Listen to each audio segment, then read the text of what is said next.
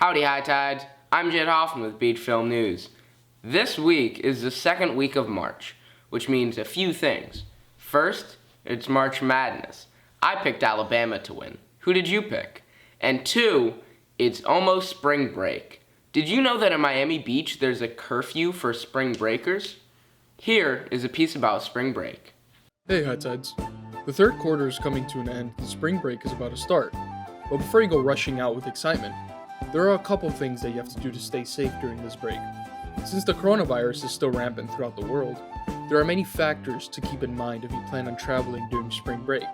First and most importantly, follow health and safety guidelines and get tested before doing any traveling. Next, choose the right spot to travel and make sure that the place you're going to has hotels with trusted cleaning policies. Once you decide where to go, make sure you pack extra masks and keep your distance from strangers when traveling.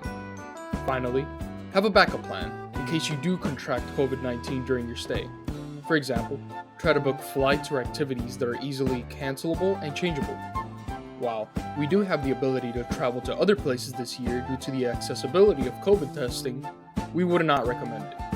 There are a lot of extra steps to make sure you're safe during your travels, and it doesn't even guarantee that you won't contract COVID. So instead, we suggest staying home and trying to relax for the break. It's safer, costs less money, and not as time consuming as traveling.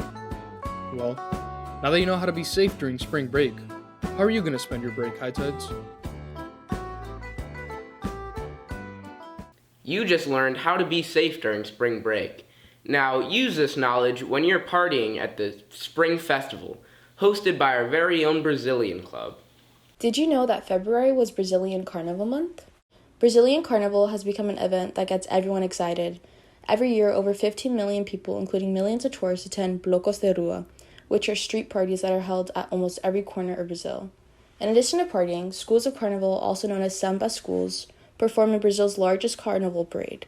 They compete against each other by showcasing their glamorous floats, colorful costumes, and exhilarating dance moves, which are all inspired by a yearly theme of their choice. All performances can be watched at the Sambandromo, which is divided into several sectors, each with a different ticket type. At Miami Beach Senior High, we do not let this holiday pass by unnoticed. The annual Carnival show that takes place in the auditorium uses Brazilians and foreigners take a few days of February to enjoy this great traditional aspect of Brazilian culture. You just learned about a historical festival, but here's This Week in History. Good morning, High Tides. It's been a while, but it's time to get back to This Week in History. To start this week's segment, on March 22nd, 1963, the Beatles' first album, Please Please Me, is released, following the success of the singles Please Please Me and Love Me Do, earlier in Great Britain.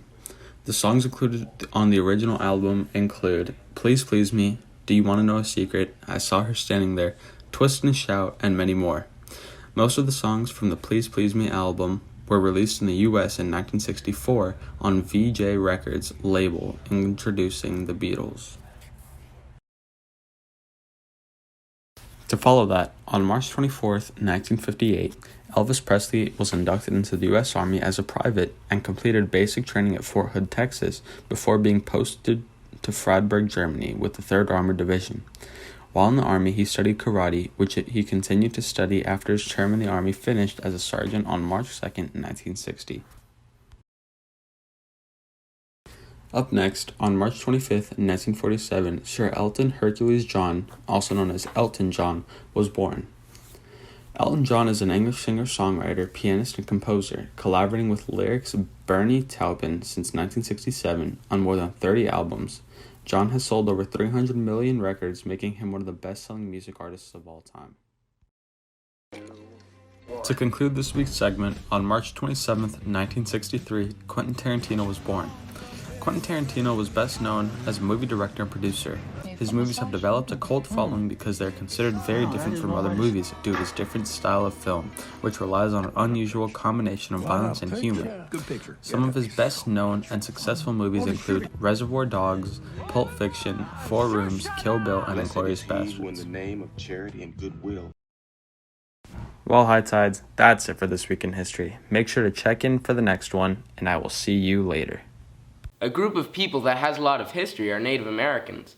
But did you know that they're hosting their own Olympics? Here's a piece about that. Have you ever heard of ear pulling? No, not that kind of ear pulling. Competitive ear pulling. Competitive ear pulling is an event in the Inuit Olympics, also known as the Eskimo Indian Olympics. What is the Eskimo Indian Olympics, you ask? I'm glad you asked.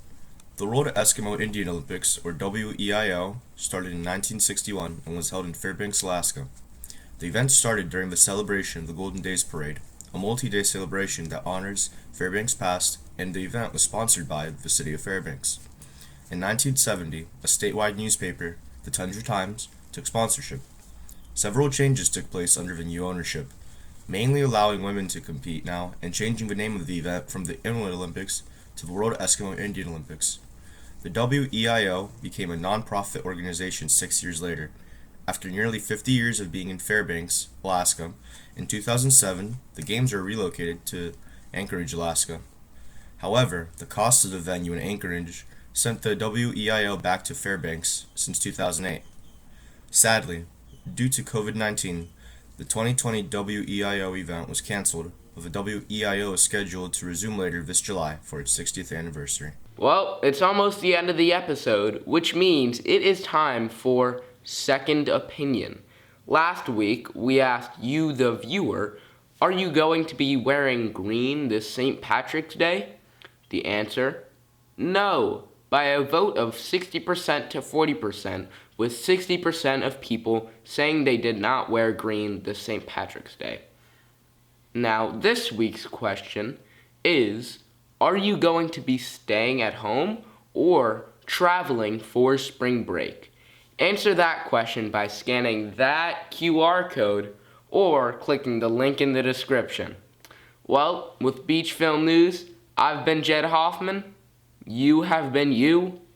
Goodbye.